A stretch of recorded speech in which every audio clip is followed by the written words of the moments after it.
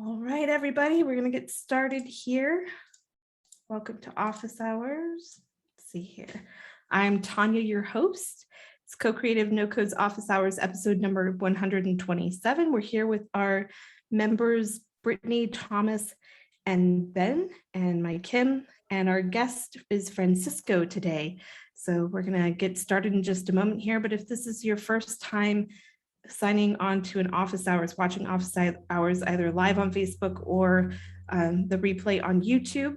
What it is we do this 5 days a week, Monday through Friday, Mondays, Wednesdays, and Fridays at 10 a.m. Pacific time, and Tuesdays and Thursdays at 6 p.m. Pacific time. And next week, we're adding 2 more sessions on Mondays and Fridays at 1 p.m. or sorry, 11 a.m. Spain time. So we'll be adding those to the portal shortly. And Office Hours, we invite our members to come on to the Zoom session, and they can ask any question related to Bubble that they want, and we will try to tackle it. We will give the best answers that we know how. We've recently expanded our team to include 3 other expert Bubble developers. Excited to introduce you to them when they're here, but for now it's just me. Everything's on my shoulders for tonight. So we'll go ahead and get started with Brittany. I'll stop sharing. And Brittany, you can share your screen. Okay. Okay. And then so I have your questions if you want me to read them. Sure. Okay. So the first one. Or I can just You just want to go through it? That's fine. Yes. So basically my memberships, I have them as an option set and I've been trying to reinstate the work orders each month based on how many orders are allowed. But the basic membership, because we created this API workflow yesterday, and from your suggestion from speaking with a individual on the Stripe platform, he told me how to get it working. So I have it working to where each button is separate. You know, the thing we was having an issue with the last time, but because the basic membership is free, it's not going to be going through in Stripe, like, because they don't have to pay for it. So my question is, how do I get this to reinstate the work orders that are allowed? It's very simple. You're just going to go and create a new API workflow. Okay, so it's not, I kind of made it workflow for you made it. That's the basic, what the basic membership one is for. Okay, that's fine. And then you make the changes, and then you're going to reset it. At the end, you're just going to click to add an action. Okay.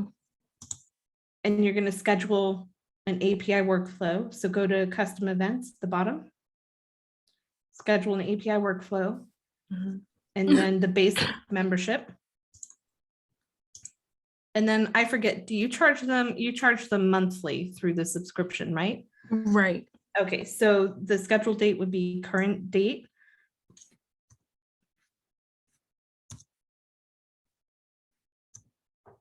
Oh, I didn't see it. Sorry. And then plus 1 month.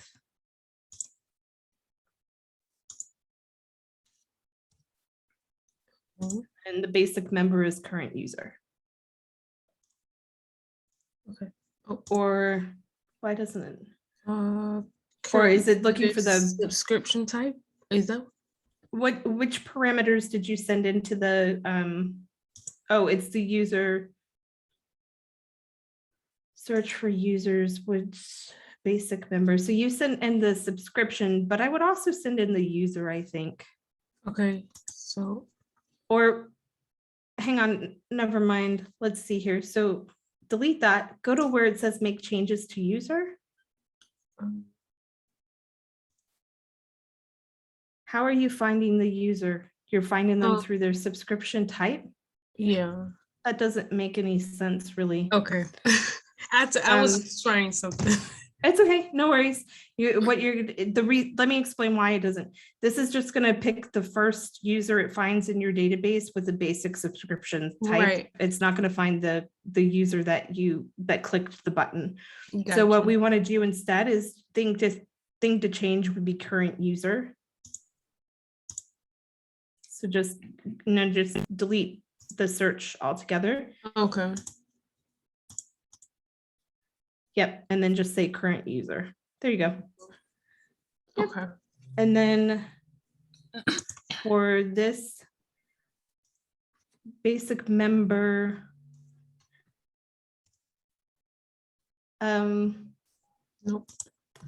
what's it has to match the data type that you put into that API workflow. So go to where, yep, there, where it says it's a type subscription. Types option. Yeah, I the don't. option set.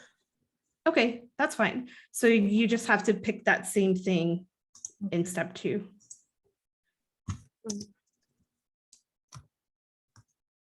Oh, current user subscription type. You probably have to get an option. Oh, okay, gotcha.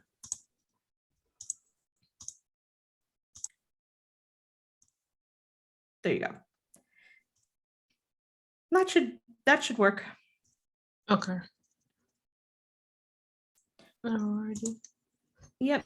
So now when they click that button, if you trigger this API workflow, it will trigger itself to run every month. Okay. The big thing that you have to do is let's say in the API workflow itself, let's put at the bottom, put a conditional only when current user's subscription is basic. So however you would phrase that. Display, I think, yeah. There you go, basic member, or no, sorry. I think it was supposed to just say basic because the display here isn't the. I don't know why it's not giving you the options. So here. Yeah, current users subscription type. Go back to where it says display.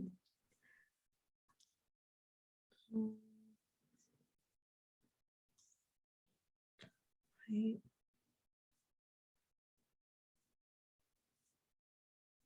It should have had. Oh, I think I just have to type it, to be honest. I think basic member. No, I actually think basic member will work because basic member right there where it says it, I think that it is a subscription type. So just click that and see if it'll take it. Nope, it's still not taking it.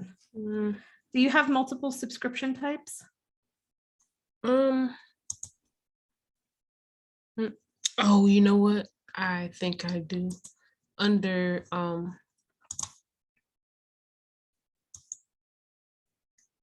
I think that one is under the user, the one that says basic member. Yep, that's where this is coming from. Okay. So go, well, no, where you were seeing basic members because you typed it where it says key, but click where it says type right next to that, where it says key basic member and then type subscription. Click on that drop down.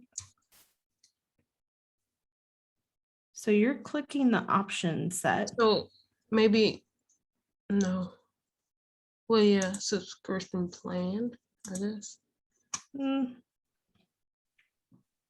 Because it should have still worked if I did the option set because I have a display as basic. You get what I'm saying? Like, so I don't know why it's not showing up.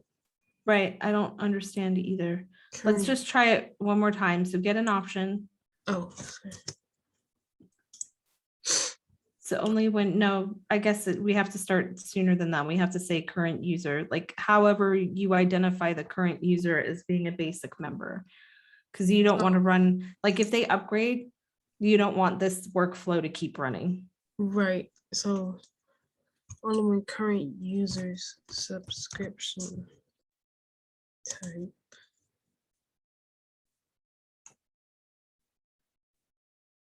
Maybe just is. Yeah. Okay. There you go. Perfect. Okay, Alrighty. awesome. We'll Wait. go. What is this? Basic membership only. And Oh, you changed that type. oh. No. No, it did say it was blue for a second there, right? I'm not making that Yeah. up. No, it was. Curtains. Oh, wait. I think I put it on the wrong thingy. Current users subscription type.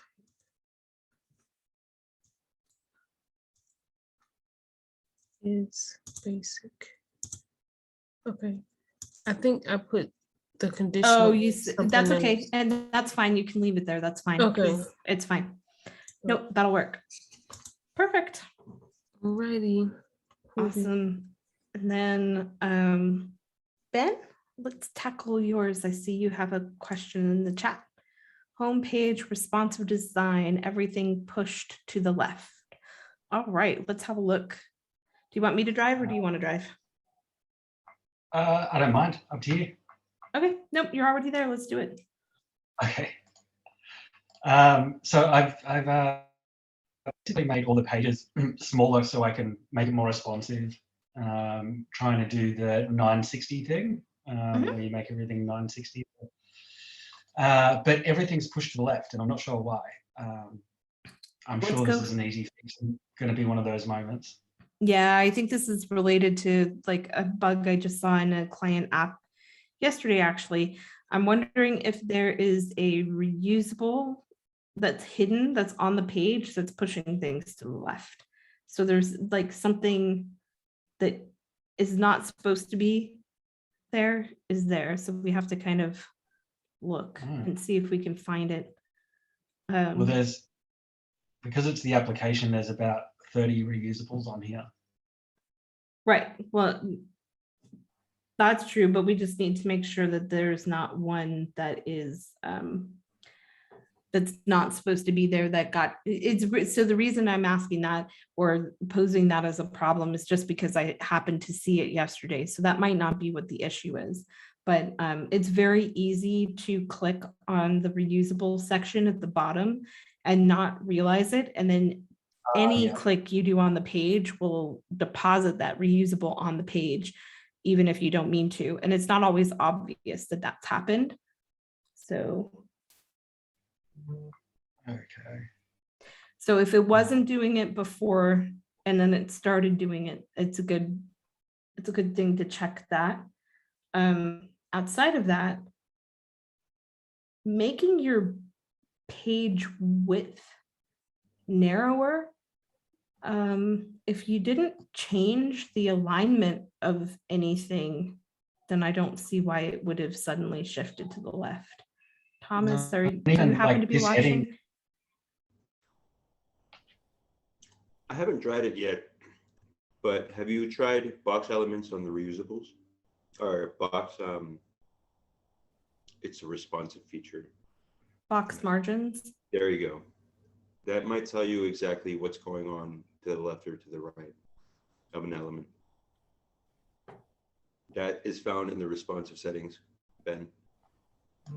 Yep. Right there below the element and container page, it says explain box margins. So just click on an element, like on the actual page, and then you should describe it. Sometimes too, like if you shrunk the width of the page, it might be hidden way like not even on the page, but where it was previously expanded.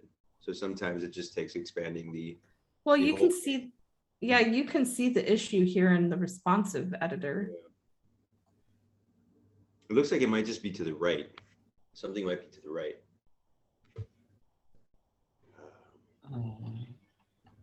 You could alternatively too, this sounds like a pain in the ass, but like you could just go through each element on the page. Yeah. On your list on the top where it says pick an element, you could go through each and then it'll spot it for you on the page. Okay, I'll do that. I'll go through that. No, before you do that, let me go in and see if I can find it. Okay. Yeah. I'll stop sharing. Do you want to drive? Yep. Sounds good.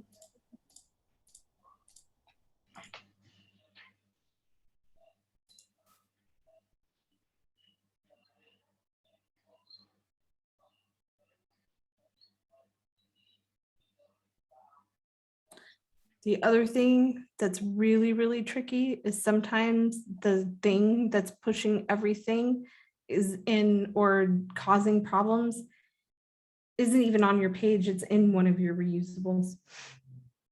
No. I did not know that, actually. Like I've had times where somebody's asking, saying, what's this thing in the middle of my page? And it was in the reusable, but the reusable was only like up here. So it was really hard to find.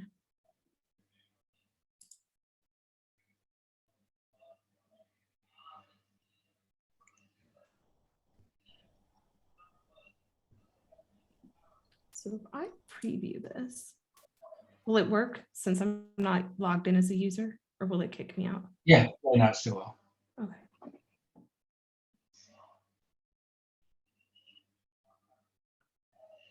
Yeah, it seems like there's something right.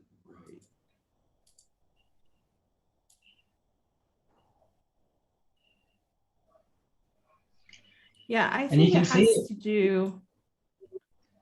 What was that? Whenever you click on the main menu up the top, you can see it as well. You can see what happens.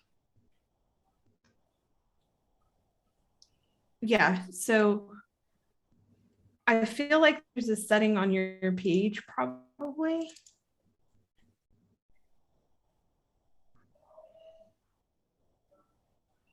Where your minimum width makes this full width. I feel like is there any, this is a floating group. Is there, oh, these are all top level.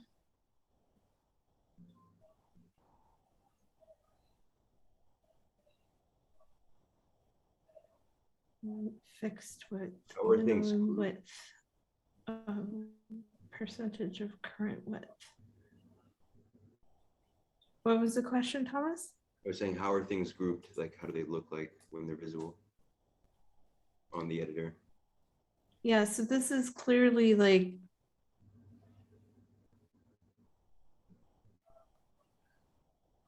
so this is the size, this is probably 960. So if I go into inspect, it's going to take me to mobile, but I'll just click off of that and move this over. Yeah, you see, it's when it's 960, it's fine.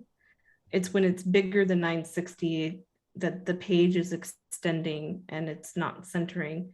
So I'm wondering if we just need to center elements in responsive. Yeah, that's what I was thinking.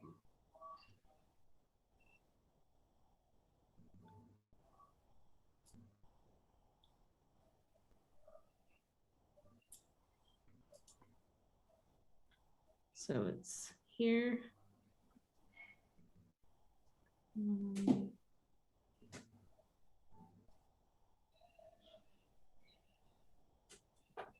The exception of your pop-ups and your floating groups, I think maybe if we put everything in a group and centered it, that would help.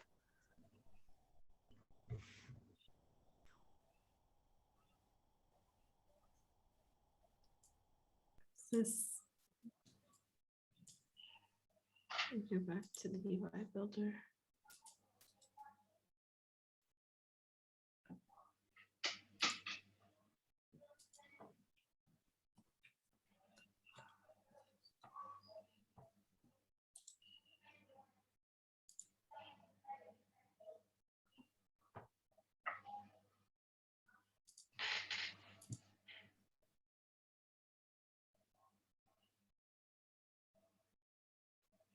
Text margin center.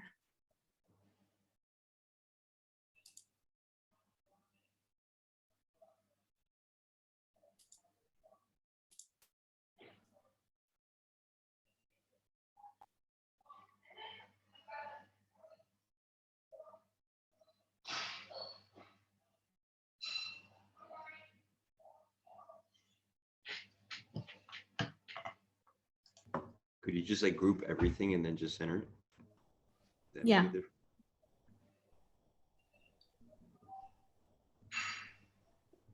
That did not appear to help. If you click on like main menu or one of the floating groups, you can see this big white space come up on the right-hand side. I don't know if that has anything to do with it. It'll be now behind the inspector.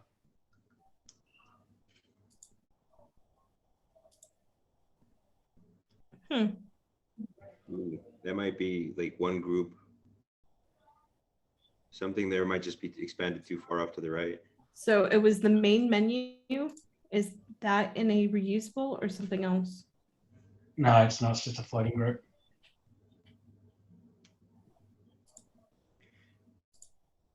But it's when you do it with any of the floating groups, it does that.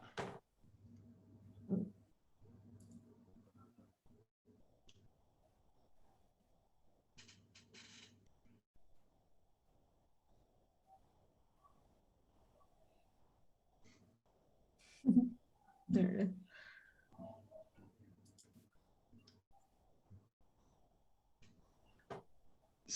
I've never seen so many workflows in my life. is.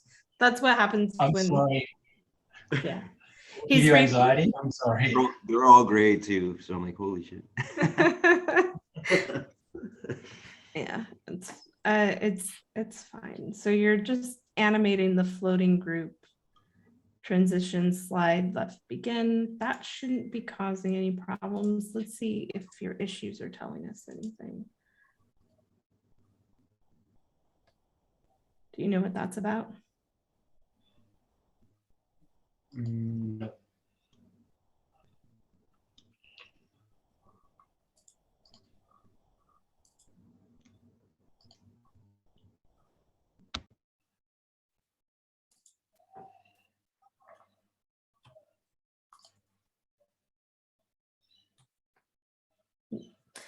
You have a lot of those.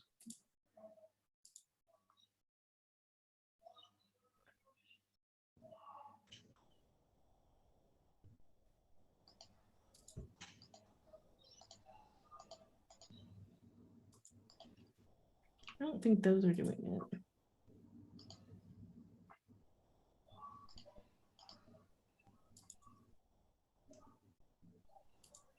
I have a feeling it's a puniest little element hiding. on the Yeah, screen. it's kind of my inkling. Have you done much work since you noticed this problem? Yeah. You have? Okay. Yeah. Maybe try expanding the page widthwise and then try like clicking from the top left corner to the right, see if you can grab anything hiding there. I mean, it would kind of just maybe not be the best. But I think it would be. what was I the mean, it previous has to width? be. It can't be hiding outside of the It margins happened of to me. this It did page. twice. But what? You've It seen happened it? to me once. Yeah, that's what I had to reach out to Bubble, and they're like, "Oh, it's just all like it was like literally far off to the right." That's what I was trying to say earlier. Is that maybe if you minimized, detracted the expansion of the width, like if you just went down to 960 from like a higher number, it might just be there behind those borders. Well, it's currently set to 1200, 1200. Okay, so it doesn't seem like you changed anything. but Ben, are you okay if I expand this? Just real quick. Yeah, See if yeah, we go can nuts. see anything?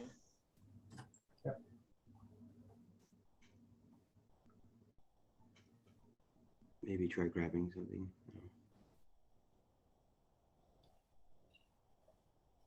I can't even get outside of here. Let me go back to 1500.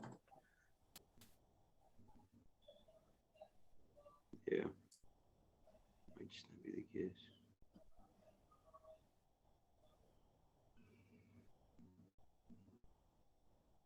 No.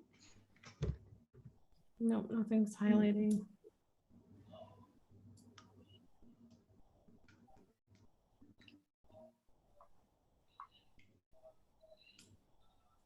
We'll try showing only the hideable. But that's everything.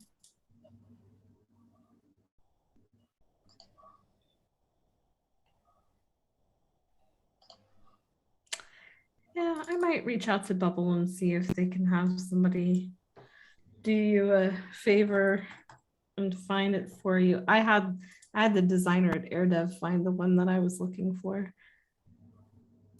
It was just much faster at it than I am. Ben, I think it's worth going through every element though, like if you can, and seeing where Okay. they're like actually placed on the page. Okay. Sorry about that. That's all right. Thank you. Yeah, no worries. Francisco, Yeah, let's go.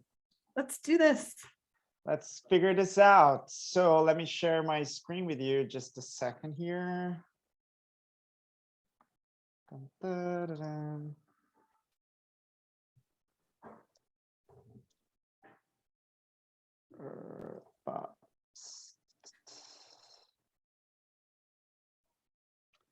All right, so are you guys seeing my screen? Yes. Okay, good. So this is my issue. I have this client and this project, and I'm supposed to have a dashboard inside this application. This is like an athlete application, and I'm supposed to, the athletes are going to input a lot of information about their professional history, about competitions and medals and everything else. And everything should translate in a dashboard, sort of like this one that I'm going to quickly show you, which is made on Google Data Studio. So what I'm trying to achieve here is this stack bar here, like with this look and feel, sort of this way. So I was inputting all this data in Bubble. I already have all this data input here, but things were not working because the charts are not reading properly the numbers and their positions. So I created another screen, another page, so I could try to with a little less data to see if the problem was still going to happen. If we see here, we're supposed to have, for example, one competition in 2012, one in 2013, and two in 2004, in 2014, with a category of U9, U11, and U13, right? So here, I'm using Chart.js. I'm not quite sure if you guys use this plugin or anything. I'm new, so it was like the best reference. Yeah, it was the best reference that I had. So what is happening here is when we come here to my data, and I come here to this app data, I have here, where are you? Dash, da-da-da, here. Oh, why is, I might be having some. All right, okay. I have here, I put the category here, U9, U13, and U11. I put another column here for accounting. This was just like a trial that I did. And I put here the number of the year, just as a number. And here I have the year in full year reading as bubble. I did all of this because I was like trying to mix and match to see different possibilities. The outcome that I'm having with this chart, so I'm putting this data here, I'm getting this result, for example, for the years of 2012, 2013, and 14. So I have the U9 here on 2012, which is great. I should not be seeing these other two numbers here of U11 and U13. So now I want to try to show you guys how is that I configured the chart in itself. So are you guys following up okay? Or, Yeah, I don't know. Go for it. Yeah. Okay. So I have here my X value. I did search for test dashes, which is the name of the database here. and I'm sorting by the year number. And then I have here again, and he is like looking for the number, and I'm sort of grouping it by unique elements so it doesn't repeat 2013, 13, 13 yet and again. Yep. Sure. And then here on my Y values, what I was doing was search for dashes type category here, and I'm putting infantile U9, which this is what's the name? This is option, Okay. because I have this option list with all the categories. And then here I'm filtering by year again. And then I'm just asking for contagem to happen. Contagem will be the counting, which there on my database, I just put 1, 1, 1, 1, 1 for each competition, because I would like for it to summarize all of it, all of these countings that it's making. This is a step-by-step sort of a tutorial that I found online from the plugin itself. I would not do this way. I was trying to do this another way, but the outcome that I was having was the same. So it wasn't working anyway. So if you guys would like, I can try to show the way that I was doing, or I don't know if you have any inputs yet so far.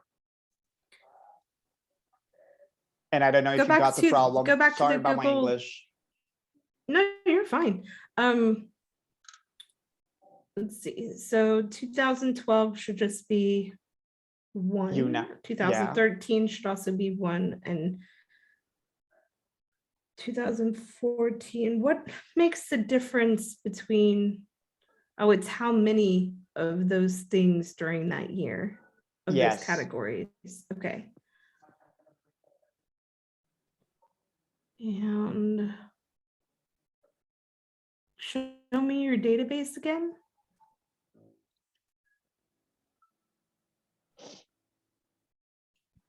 So in your database, you have one thing in 2012, one thing in 2013, and then 4 things in 2014. Okay. Go back to the plugin on the page. Okay. And so the X values are for the years. So go back up to X values. So you're searching for unique years, and show me the preview again. Okay, so it's counting the years correctly. All right. And then Kim, the keyword for this would be Charts.js plugin. And then go back to the plugin again on the page. And let's go back to the Y axis values. All right. It starts here. Okay. So it's really, you're using the Y value axis in Google Data Studio, not just for counting like unique categories, but actually counting the things in that category. Yes. And that's not happening in this search. Yeah, I tried before using the group system. So do a search for, and inside that do a search for, try to put as a group. And that didn't work as well. So that's why I reached out to this other tutorial to see if it would work. So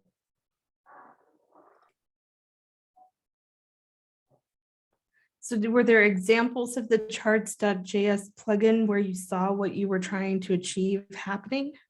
Yes, Okay. which is this one. This is like the tech block, the website company. And then if we look at it, this was supposed to be what I wanted. And then when I come here to their just a second, to their web page, I don't know why. Oh, here. Your editor. Yeah. Here we have, for example, on the Y value, we have that they were doing like a search for bar chart example revenue by years, and then they were like making a search for revenues. So here they have, for example, when I come here into this search, they have the type is the name of the database, and then they have like product name equals product A.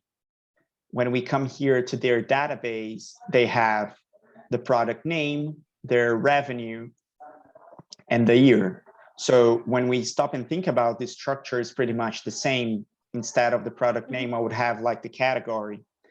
So here on their design, then they have slow down just a sec. Let me study the expression here. So we've got a search for bar chart example. So go ahead and click on that first search.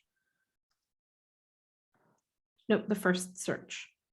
Oh, okay. Sorry. I guess you did. Maybe you did. Yeah. So click on where it says search at the very top. I think you were there already, and I just was expecting. Okay. So this is just searching for bar charts and then sorting by the year. Okay, that's fine. And then search for bar chart example. Is that whole thing the name? The search for bar chart example : revenue by years? Like, is that the whole name of the thing in the database? That's one one thing. Okay, one search. Yeah, okay. when we hear, it's very confusing. Yes, terrible it naming is. convention. Okay. Well, because the colon means something very specific in bubble, that's why. And then the next thing is years. So you're searching for all of those things in the database, all of their years, and then limiting by unique elements. So let's go back to your example. Okay, so going down here. So yeah, so all of those test dashes, years, limiting by unique elements.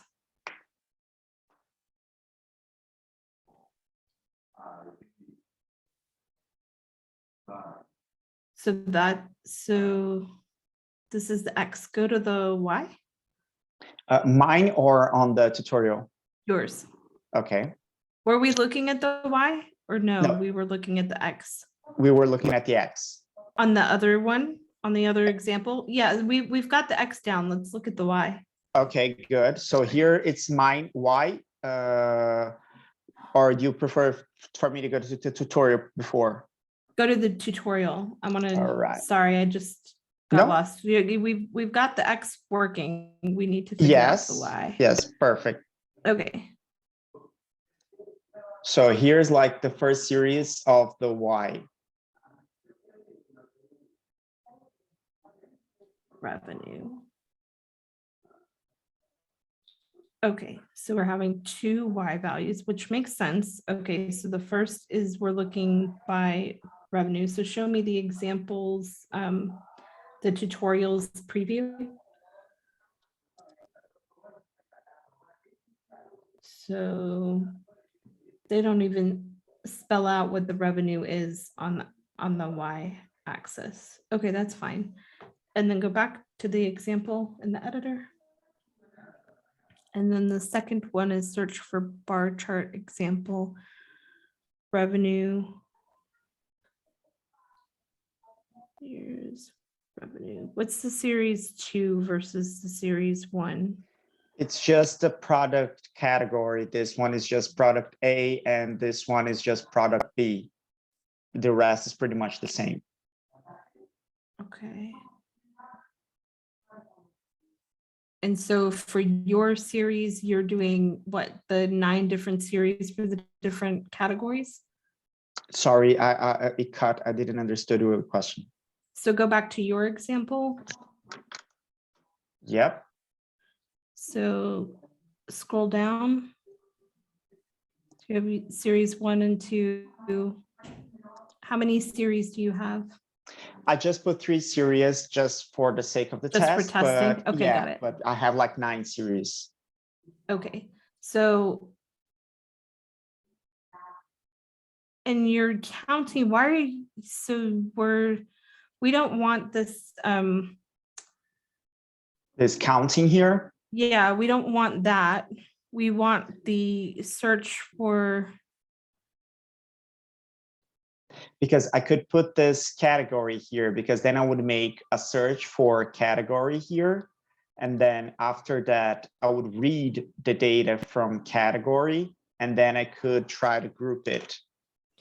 Actually, it's the other way around. I think Yeah. what you want to do is you want to search for test dash. So go up. You want to search for test dash that, and then you want to count it. So take category off. So just delete where it says category there, All right. and then just click where it says count. This first count here. Yeah. Mhm. Okay. All right, and do that on all of them.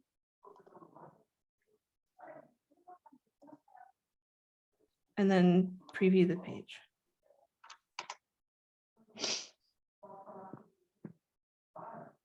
And then this happened every time that I try to use those Yeah, markers. yeah, This yeah, yeah. happens.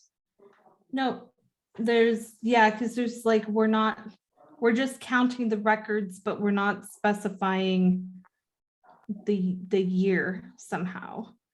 Like we're not connecting the Y's to the X's, if that makes sense. Yeah. Oh, it does make sense for me. I just don't know how to make it. Well, you just don't know how to fix it. Yeah, got it. No, I'm following here.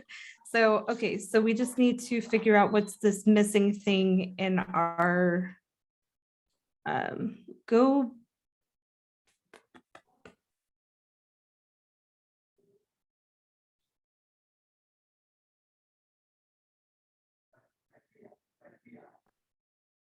Because I thought about if we How do should we put the count per year.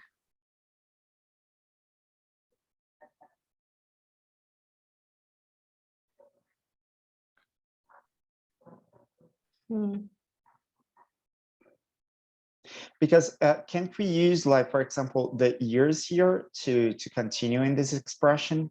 Because then I would be making a search and then the search in the year.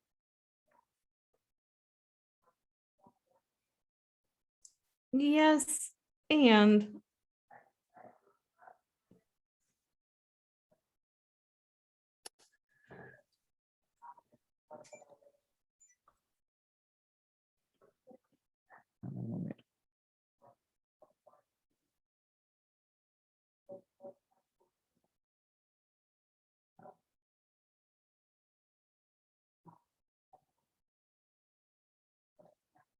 I just changed here. Let me just hit and just quickly here. not quite. Yeah, and this is something that I already tried, and it gets messy because even though that, for example, I changed the order of the years here, for example, let's say that I put to be a not descending, the data is fixed here. It doesn't matter if here it's 2012 or 2014, the data won't change. That I thought it was like really weird as well. Got it. Sandra, do you have any ideas? Are you watching? No, sorry, I'm listening. But you weren't watching? Okay. No, I'm building or things. I watch sometimes, so I know about what the problem is, but I totally have no idea what you already did or. Got it. No, we're just, I mean, I know, I see the lack of connection between the series, the X and the Y series that we're comparing. I see the lack of connection there. I just don't know how to fix it. And I've played around with this plugin before, but I've not in this manner. I wasn't trying to get this particular kind of chart to work. Is there any other chart plugin that you guys recommend? Because maybe I should just like let it go, you know, and try someone else because Well, it's that's not as. often what we do. I'm happy to try different chart plugins with you. I also think this is something that maybe Pablo or Justin might be able to help with tomorrow during office hours, if you want to come for a second complimentary session. No, and I you would happen to be available tomorrow. I would be happy for the opportunity because I'm really Okay. struggling with this. Yeah. Yeah, it's tricky, but I think both Justin and Pablo will be here tomorrow and for office hours again, and they'll probably have some more ideas and have more recent experience with the charting plugin. So No, And that's that's- great for me. yeah, awesome. Okay, we'll try to tackle this one tomorrow. Perfect. And then I can't promise I won't stay up late tonight trying to figure it out myself. Yeah, because it's So- it pisses me off because when you stop to think about like, I don't know, the realm of charts, you know, like this is like charts 101. It's like the basic, it's a bar Right. chart. We're not discussing like scatter charts or whatever. It's like, and I'm so pissed off because like, dude, it's basic and this is not going, you know?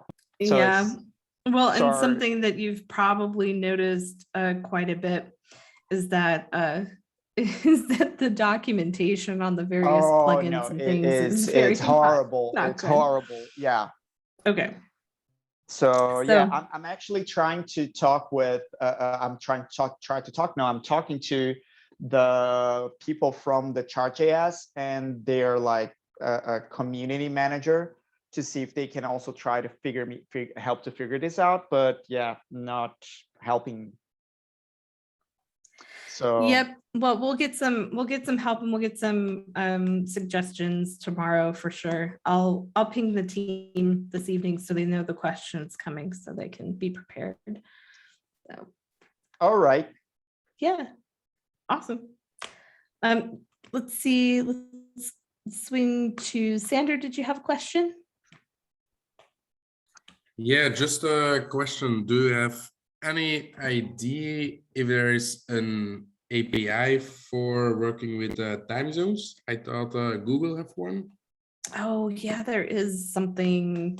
Or a plugin. What I try to achieve is it's for a calendar, and then people have to select which time they want for a meeting. But first it's for a class. So first they have to select, okay, at which time zone you want to follow these meetings. And then he calculate the time in their time zone. Let me So ask first, it Juan. should be an API that first give me all the information so I can put it in a drop down. And then when I select the right time zone, they should give me the number so I can calculate it on the time. First, I thought to put it in an option set, but it's difficult because yeah, in some time zones it changed on winter or summertime. So yeah, it's difficult to put it just in an option set.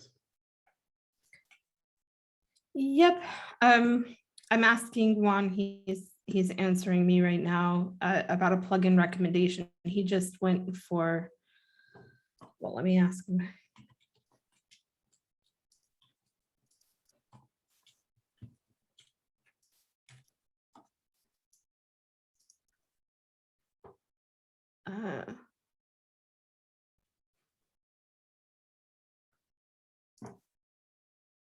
If you need something for multiple purposes, Juan recommends the BDK calendar plugin.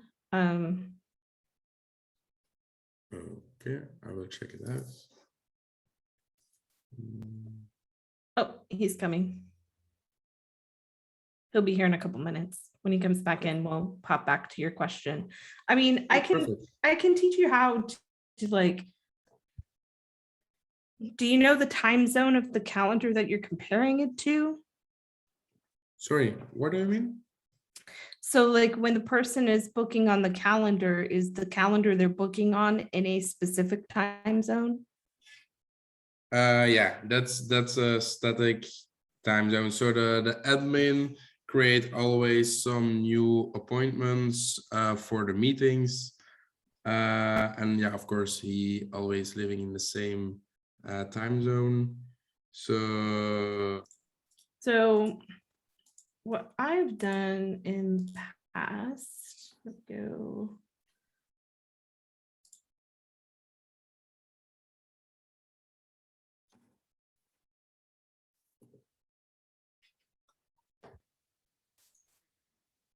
Actually did a Loom video of this, like way back when.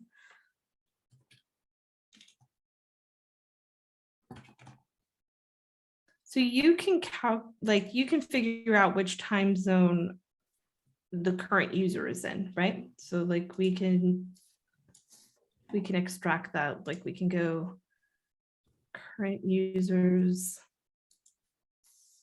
like time zone or something. yeah, but trying to remember how I did this actually.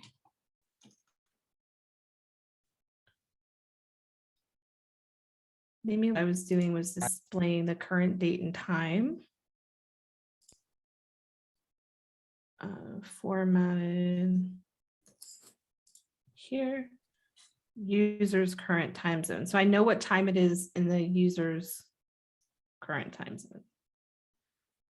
Right, and then what I can do is I can calculate the current date and time in a specific time zone. So the one that you're looking for. okay. The thing that I don't think this takes into account maybe is like, so I can do like Eastern, so US Eastern here. And then if I put these in groups instead, so like if I made this into a group with a date format, I could subtract this one from this one and get the difference. And then when I know the difference, I can show the calendar availability. I can translate to what's actually available on that person's calendar, like in the times that match this person's time zone. And then when they select it, that's what you're looking for, right? Okay. So it took a little bit of like using numbers and groups and things and doing the math to get it, but I did get that working, where the person would see the times in their time zone, but it was pulling from a static time zone calendar. Okay, but if it's working, that's already good. Yep, and then Juan Hi, is friend. here. How are you? So good friend. Do you you said you recommend the BDK, but the issues that the app is for booking appointments with someone specific. So it's a static time zone determining the availability on the calendar, and then we need to show the times in the person's current time zone and then make sure that the two match up. So is there a plugin you Okay. recommend for that? Yeah, the BDK one. Can you go to plugins, please? Type maybe calendar BDK, maybe. It is a paid one, but I think it's one of the more robust for that. Okay. Okay. It is from Guarav. He works for AirDev too, or worked for AirDev in the past. They never let us go. Can you type BDK, please? Sure.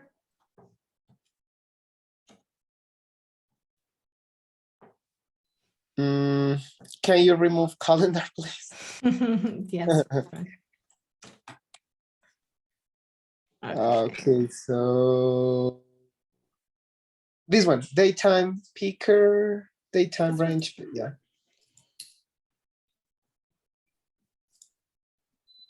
And can you, 1 second, can you go to the plugin page, please? Because there is the documentation. Oh, you There mean is a this Notion. plugins page? Okay. Mhm. It is not so fast to implement. You will need to read it, but you will do this now, the complete setup. This. Wait, are Yeah, you can you asking start? Sander? No, it's okay. I will figure it out because the way that Tonya explained it, maybe it will work.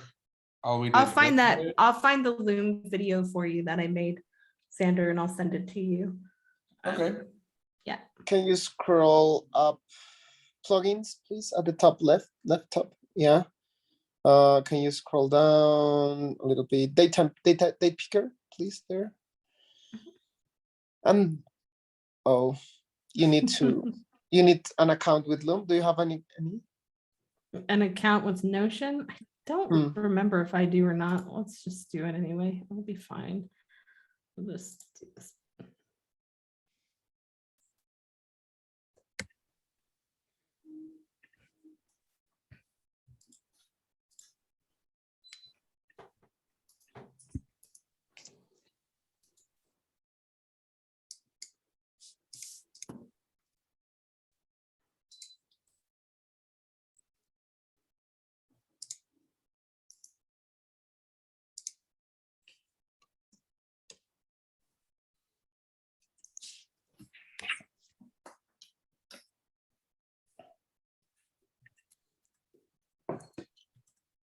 Okay, so there is the date picker, see in action, guide.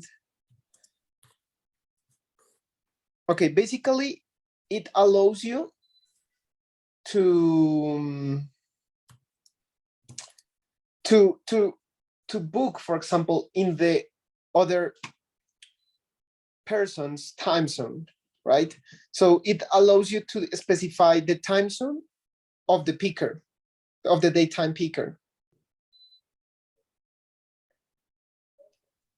I think this is a video only, a GIF. Can you scroll down a little bit? How to use guide? Are you sure it's this thing? I guess it's another one we Can you need. click on I guide? guess this is just a date picker. No, Is there no? but it allows you to select. Can you click on guide, please? Okay, there is a video. And yeah, so when you add the element to the page, it allows you to set, okay, this is the calendar, but when you select a daytime, it converts that daytime of the current users to the daytime of the time zone that you want to display in that calendar. So for example, Okay. there picker time zone. So can you click and show documentation? If I'm not wrong, there is that. One second. Can you go to date to the documentation? Can you outside of it? No, there, below the input. Yeah, there. So you will type there like the name of the time zone of the, I don't know, of the artist, or I don't know which kind of users do you have. But for example, you want to book in Eastern time, but the current user is in Central time. So it will show the dates for the user in Central time, but when you book it or you run the action, it will book in American New York time. Got it. So this might or might not complex. be easier than mine. Yeah, it needs some time to set up and testing, but yeah. Can you go to workflow, for example?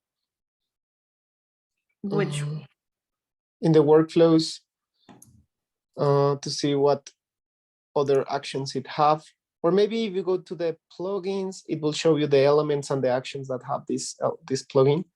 Can you go to plugins there? Okay, it has only one element and the action set a value, clear, show, hide. Okay. Okay, I think that we need to view the video of the documentation that they have there. Okay. And All right.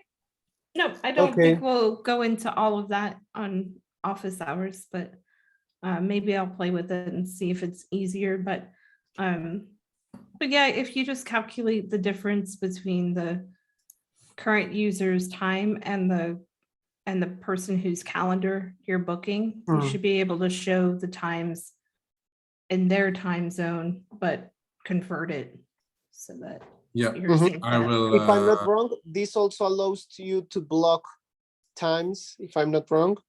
Mhm.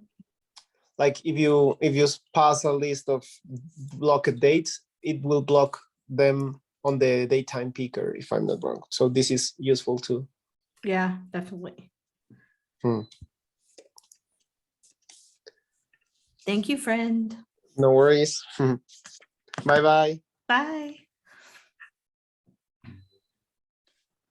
All right, swinging back around. Brittany, you had another question? Yes, I do. Okay, let me share.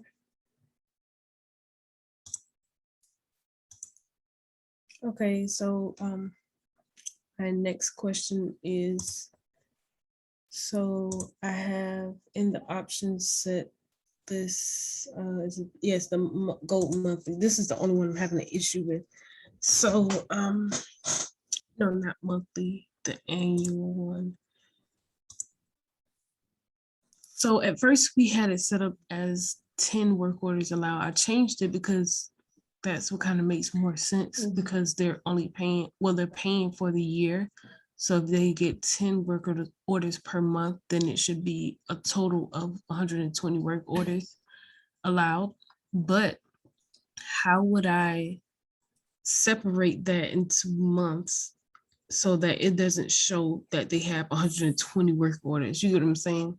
Got it. Actually, what I would do is the same sort of workflow that you set for the basic membership. Mhm. You would do the same thing for the annual memberships, right? Okay. So on a monthly basis, like every month, you'll reset it, right, to a certain amount. And then you would make the condition only when their last successful invoice was within the last year. Got it. So hold on, let me make sure. So if I go back to, so basically I would do the same thing as this, but instead of, well, when making the changes to, well, when scheduling the API, I would put only when here or only when on the actual. Both. I would do both. It doesn't hurt to do both.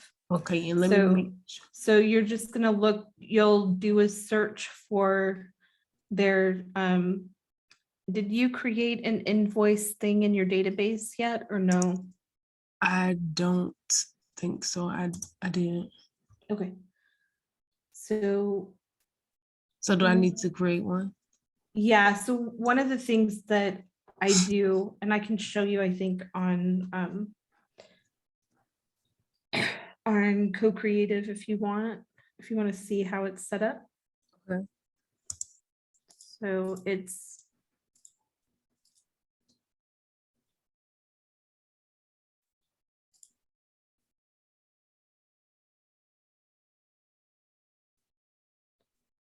so remember I said that there was I really like using the Stripe bubble plugin, the Bubbles Stripe plugin. But I always make an extra call. And the reason I make that extra call is so that I can tell if it was successful or not. So I create an invoice thing in my database, and I'm keeping track of the amount, who the owner of the invoice is, so the current user, the type of invoice, subscription type, the date, and whatever the service is. And I'm only doing this when they haven't canceled. Basically, it's Right. yes, and they're in good standing, and the current workflow subscription type is not free forever. So then the next thing I do is I charge that amount using a saved credit card. You're not doing this part because you're sending in the subscription into Stripe, and Stripe is going to run it for you. But here's the thing, you know how to set up now webhooks, right? It's this call that I'm doing here is I take the result of this, I get some information back from Stripe. And when I get that information back from Stripe, one of the things is the charge ID. And so I take this charge ID and I send it back into Stripe, and I ask Stripe to tell me everything it knows about this charge ID. And that gives me the status. So the result of asking it the charge ID, I can get its status. And all I really care about is that it comes back succeeded. Right. And I could probably do that Right. on the webhook, right? Like right from the Right, web. exactly. Okay. Yep. So you want to know that it got back as succeeded. So after you know that it's succeeded, then what you're going to use the invoice for is it has a created date. I also save the date, current date and time. I do this in case I ever need to backdate an invoice.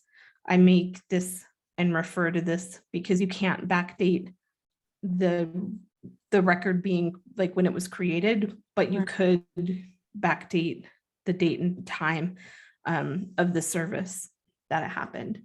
So if you create an invoice thing, then what you can do is in your workflows, you can put only when do a search for current users invoices in sorted by created date, descending order, type is subscription, right? All of those things.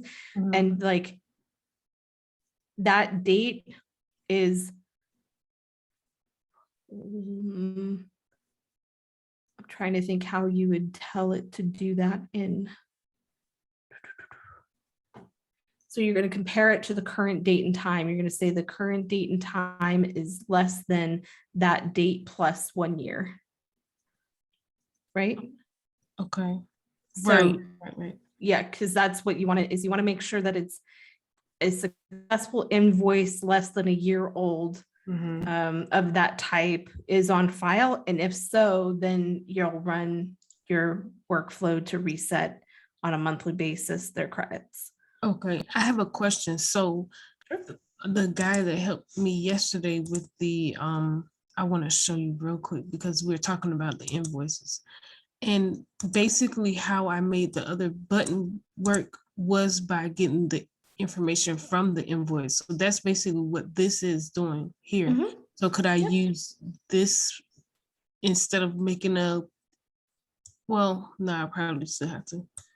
Yep, I would just say I would use that, but what I would do in addition to making changes to user is I would just make like it doesn't necessarily have to be an invoice. You could just have a record of successful charge or something, and maybe you could pull the details of the subscription back and that sort of thing. So yeah, you just want to know that it's successful, because otherwise it will just every month, regardless of whether they've paid you or not, it'll just make it. So you just need to put in the safeguard that they can't keep using your service without paying you. Right. Okay. Very cool. Ben, you got it working. What was it? Sure did. There was some weird reusable element that was like X or Y axis, like 7,000 or 8,000. So it was like miles off the screen. But yeah, I found it. Yay, we found it. That's awesome. Thank you. Yeah, no problem. Glad we were on the right track for like. Yeah, no, it was absolutely perfect. It was exactly what was going on. Awesome. Did you have anything else for this evening? Probably not today, no. No? Okay. Cool. No worries. And Thomas, did you come up with anything in the meantime? No. Nope. And Brittany, did you have anything else for tonight? No. No, you're all set. Okay, well, we will be back here tomorrow evening or tomorrow morning, actually, at 10 a.m. We will be back here for office hours episode number 128. I think Pablo and Justin will be here, which is awesome. And if you would like to join us for a complimentary session of CoCreative NoCode's office hours, please email us at team@cocreativenocode.com. That's team@cocreativenocode.com, and Kim and I will get you a set of credentials so you can come on in and say hello to everyone and see how we might help you get your bubble questions answered. Thank you so much for being here, Brittany, Thomas, Ben, and let's see, it was Sander and Francisco, and also Kim, and I will see you tomorrow. Thanks, everybody. Bye.